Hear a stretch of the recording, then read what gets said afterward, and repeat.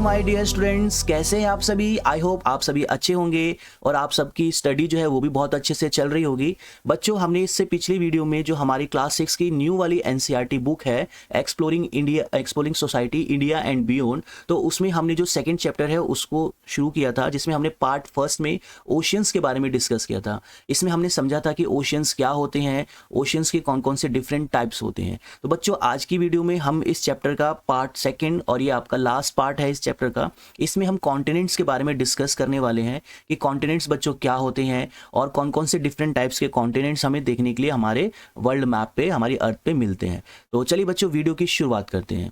Okay बच्चों, सबसे पहले आप मुझे बताओ कि कॉन्टिनेंट्स क्या होते हैं। आई होप आप सभी को कॉन्टिनेंट्स पता होंगे। ठीक है, तो चलिए बच्चों, कॉन्टिनेंट्स बेसिकली क्या है। Continents are the large land mass of the earth. हम अपनी अर्थ पे देख रहे हैं ना, एक बड़ा लैंड मास, ठीक है। यही जो लैंड मास है, ठीक है, इसको क्या बोला जाता है, कॉन्टिनेंट्स बोला जाता है। अगर हम बात करें बच्चों कि कॉन्टिनेंट्स जो है वो आप आसानी से क्या कर सकते हो, जो हमारा वर्ल्ड मैप है या जो ग्लोब है उस पर देख सकते हो। ठीक है, क्या आप काउंट करके मुझे बता सकते हो कि जो ये कॉन्टिनेंट्स आप वर्ल्ड मैप पे देख रहे हो, ठीक है, ये कितने कॉन्टिनेंट्स हैं। ठीक है बच्चों, अगर आप इसका आंसर देना चाहो तो ये वैसे देखा जाए तो इतना सिंपल नहीं है। ठीक है, क्यों? क्योंकि कॉन्टिनेंट्स को जो है वो कई तरह से सेवरल वेज में क्या किया जाता है, काउंट किया जाता है। अब ये डिपेंड करता है हमारी चॉइस के ऊपर कि हम किसके अकॉर्डिंग जो है वो कॉन्टिनेंट्स को काउंट कर रहे हैं। और अगर हम चॉइस की बात करें तो इस हिसाब से बच्चों जो कॉन्टिनेंट्स होते हैं वो 4 से लेके 7 के बीच हमें देखने के लिए मिलते हैं। अब ऐसा क्यों है? ऐसा इसलिए है क्योंकि ये जो कॉन्टिनेंट्स है बच्चों, हिस्टोरिकल और कल्चरल रीजन से जो है वो हमें इनमें सेपरेशन देखने के लिए मिलती है। ठीक है, जैसे कि हर कॉन्टिनेंट की अपनी एक हिस्ट्री है, वहाँ की सोसाइटी की, वहाँ का अपना एक कल्चर है। तो इस हिसाब से जो हमें डिवीज़न है वो देखने के लिए मिलता है। कई बार दो कॉन्टिनेंट्स को एक कॉन्टिनेंट मान लिया जाता है और कई बार जो दो कॉन्टिनेंट्स है उसमें हिस्टोरिकल और कल्चरल डिफरेंस के बेस पे उसको सेपरेट किया जाता है।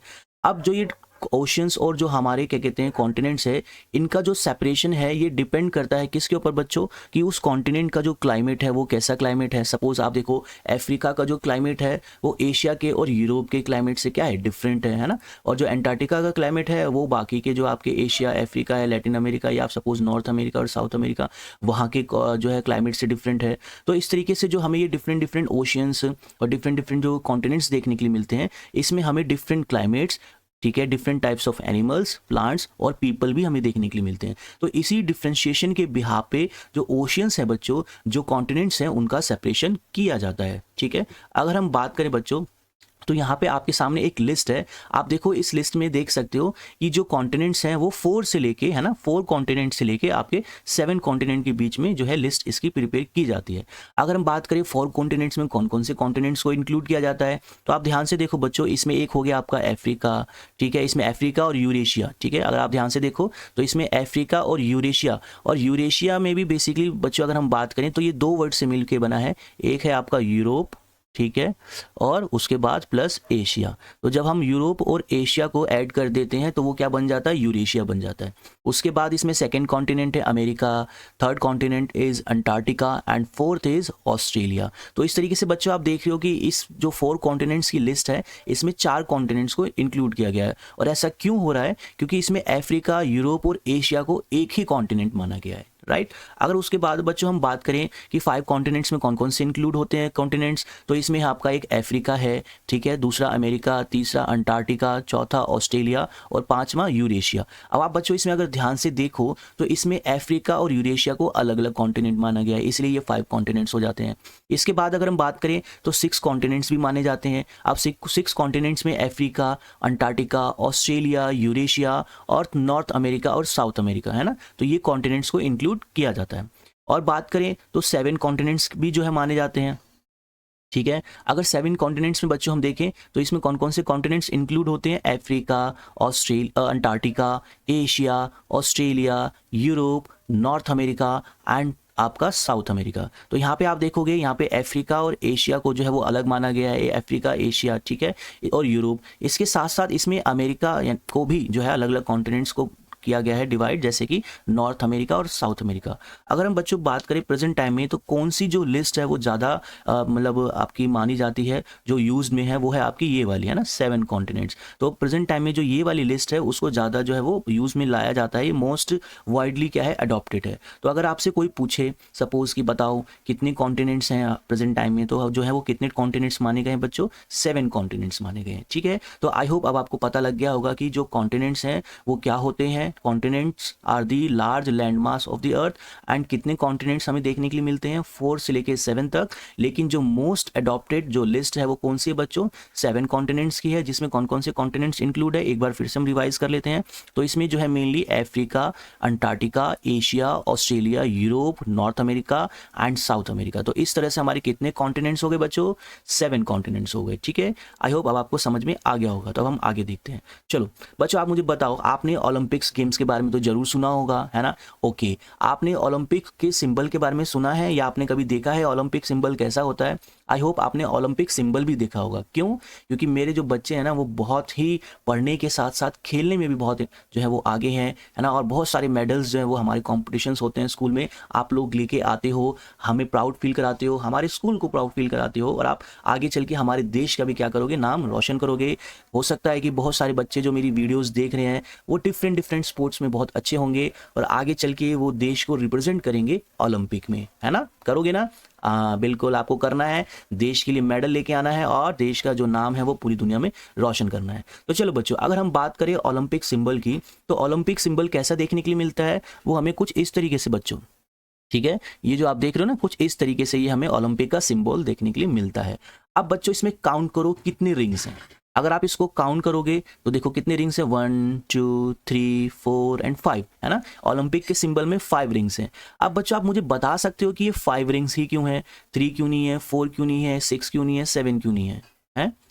ओके बच्चों, ये 5 रिंग्स बेसिकली किसको रिप्रेजेंट करते हैं? ये जो 5 रिंग्स हैं वो 5 कॉन्टिनेंट्स और इनहैबिटेट को रिप्रेजेंट करते हैं। कौन कौन से? Africa, America, Asia, Australia and Europe. अगर आप ध्यान से देखो तो अभी थोड़ी देर मैंने पहले आपको बताया था कि जो कॉन्टिनेंट्स हैं वो 4 से लेके 7 के बीच में माने जाते हैं ना।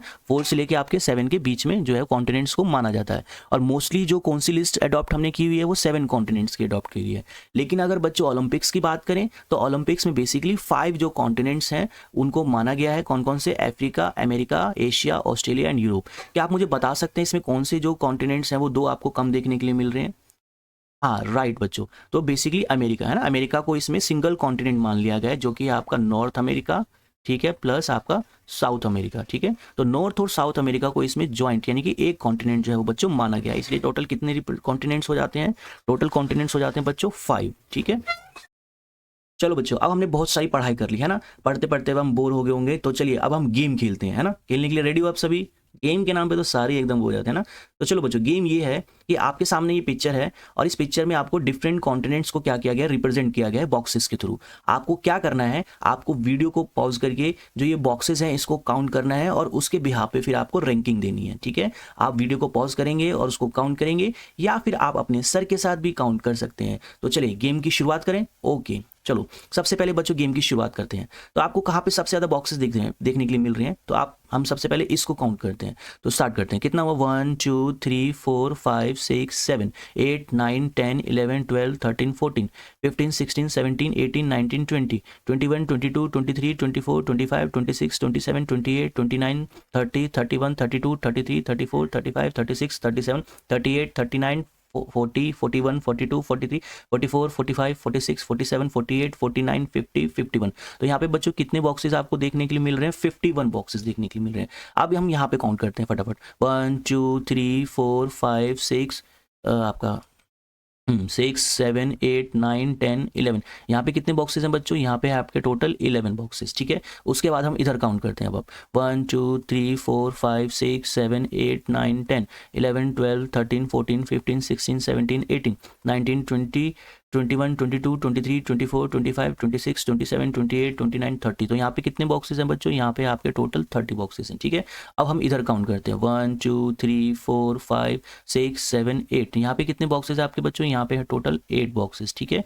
उसके बाद हम इधर काउंट करते हैं 1 2 3 4 5 6 7 8 9 10 11 12 13। तो यहाँ पे कितने बॉक्सेस हैं बच्चों टोटल? यहाँ पे है आपके 13 बॉक्सेस। अब हम इधर काउंट करते हैं 1 2 3 4 5 6 7 8 9 10 11 12 13 14 15 16 17 18। तो यहाँ पे कितने टोटल बॉक्सेस हो गए बच्चों? 18 हो गए। अब हमारा लास्ट ईयर रह गया, इसको भी काउंट कर लेते हैं।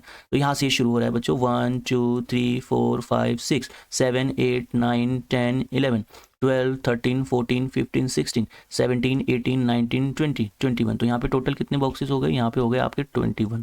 ओके, तो हमने बॉक्सेस को बच्चों गिन लिया है। अब बॉक्सेस के बिहाफ पर अगर हम इनकी रैंकिंग दें कि किस आपके कॉन्टिनेंट में सबसे ज़्यादा बॉक्सेस हैं, तो आपको पता लगेगा जो एशिया है इसकी रैंकिंग है 1। क्यों? क्योंकि एशिया में जो है आपका सबसे ज़्यादा बॉक्सेस हैं। कितने हैं टोटल? 57। अब एशिया के बाद मुझे बताओ बच्चों की सेकंड रैंक किसकी आती है? यस, सेकंड रैंक आती है आपकी किसकी? अफ्रीका की। क्यों आती है अफ्रीका की? क्योंकि अफ्रीका में कितने बॉक्सेस हैं? 30 बॉक्सेस हैं, ठीक है। अब बच्चों मुझे बताओ अफ्रीका के बाद जो थर्ड रैंक है वो किसकी आती है? थर्ड रैंक आती है आपकी नॉर्थ अमेरिका की। कितने बॉक्सेस हैं यहाँ पे? यहाँ पे है टोटल बच्चों 21 बॉक्सेस हैं, ठीक है। अब नॉर्थ अमेरिका के बाद मुझे बताओ कि फोर्थ रैंक किसकी आती है? जल्दी से बताओ। हाँ, फोर्थ रैंक बच्चों आती है आपके किसकी? साउथ अमेरिका की, ठीक है। तो साउथ अमेरिका की फोर्थ रैंक आती है। क्यों आती है? क्योंकि इसके पास 18 बॉक्सेस हैं। आप बताओ फिफ्थ रैंक यहाँ पे किसकी आती है? जल्दी से अगर हम देखें तो बच्चों फिफ्थ रैंक आपकी आती है किसकी? एंटार्क्टिका की। क्यों आती है फिफ्थ रैंक? क्योंकि यहाँ पे कितने बॉक्सेस हैं? यहाँ पे 13 बॉक्सेस हैं, है ना, वेरी सिंपल। उसके बाद बताओ सिक्स्थ रैंक किसकी आती है? तो बच्चों सिक्स्थ रैंक आपकी आती है किसकी? यूरोप की। यहाँ पे कितने बॉक्सेस हैं? तो यहाँ पे आपके टोटल 11 बॉक्सेस हैं। और सबसे लास्ट में जो सेवन्थ रैंक है बच्चों वो किसकी आती है? वो आती है आपकी ऑस्ट्रेलिया की। तो इस तरीके से हमने देखा ना बच्चों कि जो ये कॉन्टिनेंट्स हैं उनके बॉक्सेस के आधार पर हमने ये देखा कि कौन कौन से जो आपके कॉन्टिनेंट्स हैं वहाँ पे कितने जो बॉक्सेस हैं वो देखने के लिए मिलते हैं। तो कुछ इसी तरह से बच्चों रियलिटी में अगर हम बात करें तो हमारे कॉन्टिनेंट्स हैं जो वो हमें देखने के लिए मिलते हैं। अगर आपसे बच्चों कोई पूछे कि बताओ which is the largest continent, तो आप क्या बताओगे? Yes, the Asia is the largest continent in the world, है ना। और अगर आपसे पूछे कि बताओ which is the smallest continent, तो स्मॉलेस्ट कॉन्टिनेंट कौन है? कौन आया था रैंकिंग में सबसे नीचे? Yes, Australia. तो ऑस्ट्रेलिया जो है वो सबसे आपका छोटा कॉन्टिनेंट है, स्मॉलेस्ट कॉन्टिनेंट है। तो आई होप अब आपको कॉन्टिनेंट्स के बारे में बहुत अच्छे से पता लग गया होगा और कितने आपके कॉन्टिनेंट्स है ये भी आपको पता लग गया होगा और इन कॉन्टिनेंट्स का जो साइज है वो भी आपको पता लग गया होगा। तो चलो बच्चों अब हम आगे बढ़ते हैं। अब हम समझते हैं आइलैंड के बारे में। बताओ बच्चों आइलैंड क्या होता है? आई होप आप सबने आइलैंड देखा होगा या फिर कभी आप आइलैंड पे गए होंगे घूमने के लिए, है ना। तो अब हम आइलैंड के बारे में थोड़ा सा डिस्कस करते हैं।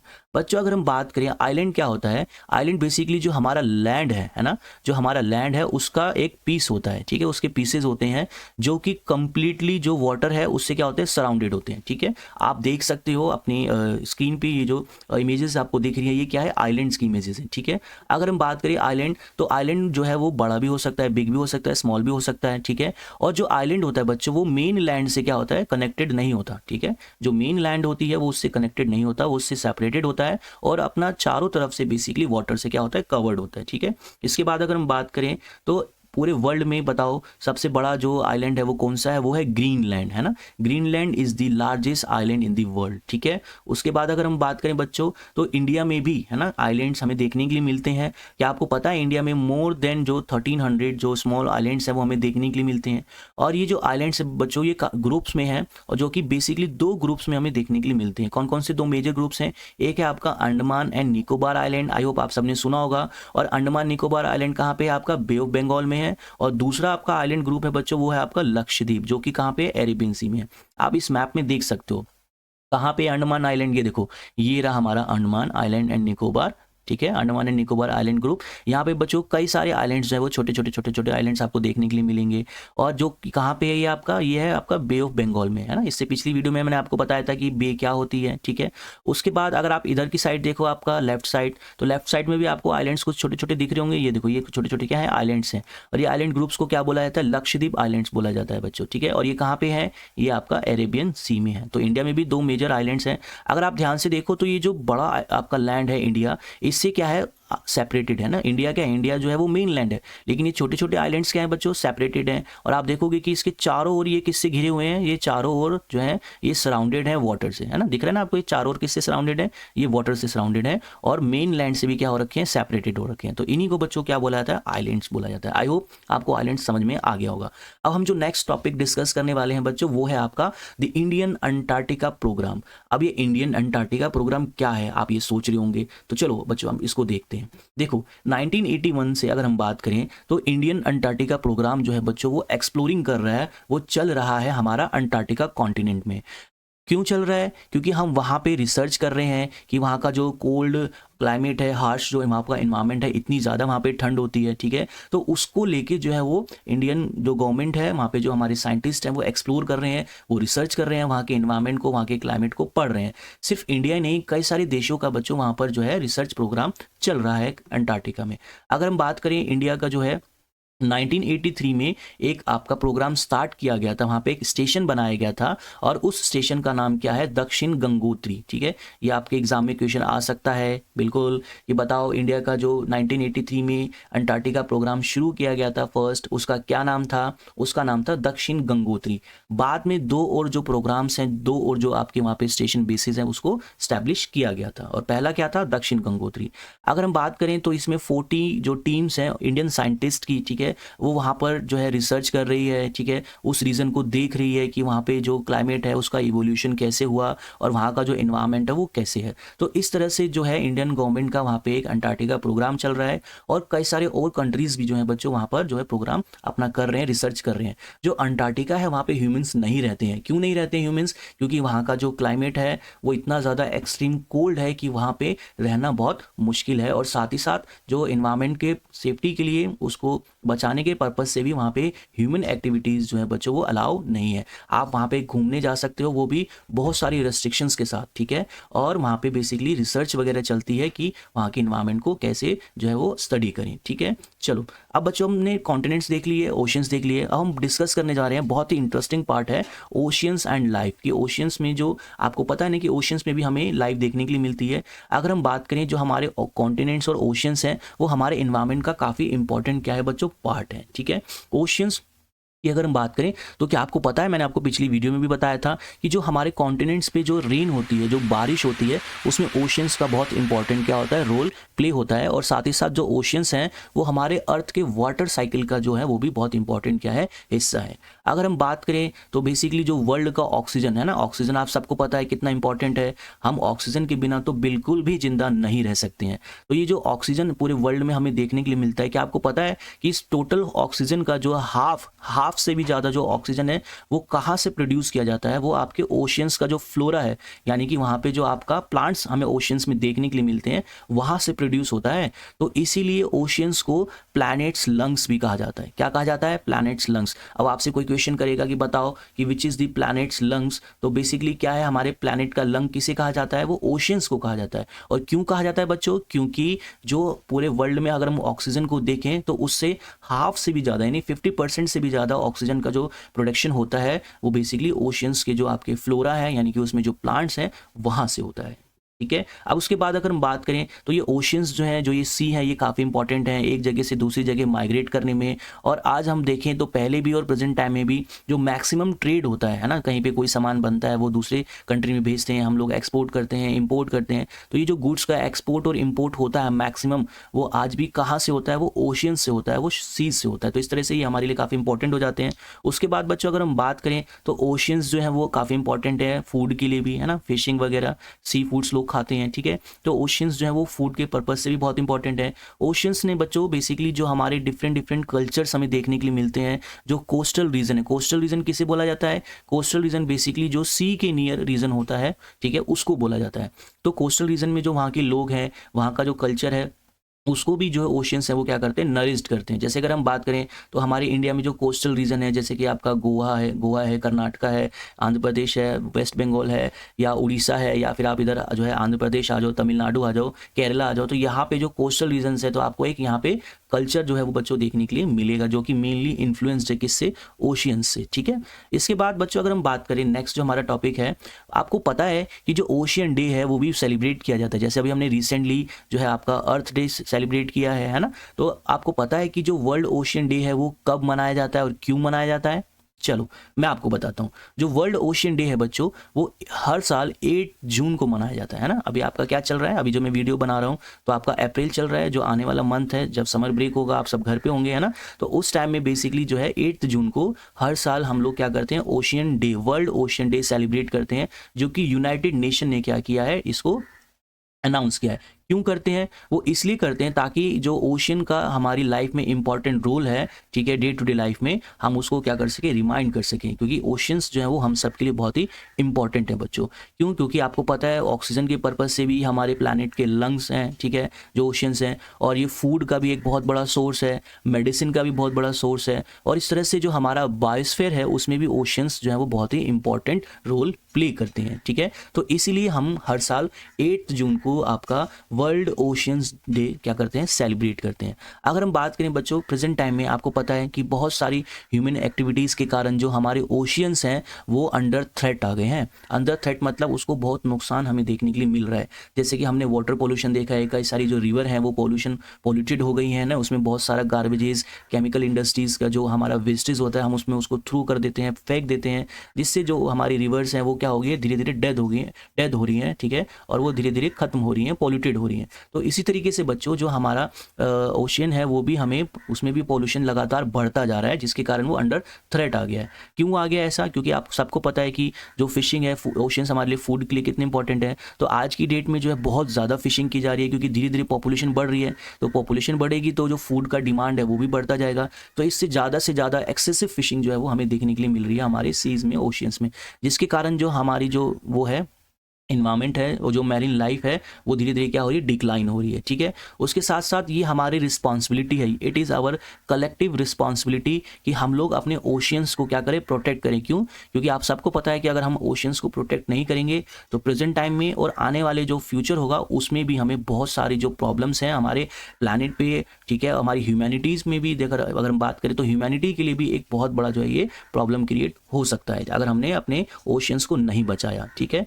तो बच्चों इसीलिए हमें ओशियंस को बचाना होगा और हमें अपना अपना इंपॉर्टेंट रोल प्ले करना होगा। जैसे कि आपने देखा होगा कि अब जब हम कहीं घूमने जाते हैं तो वहाँ हमें इधर उधर कचरा जो है वो नहीं फेंकना है, ठीक है। तो इस तरह से हम अपने छोटे छोटे कॉन्ट्रीब्यूशन से अपने इन्वायरमेंट को, अपनी अर्थ को, नेचर को प्रोटेक्ट कर सकते हैं। तो इस तरह से बच्चों ये जो चैप्टर है वो खत्म हो गया, वो फिनिश हो गया।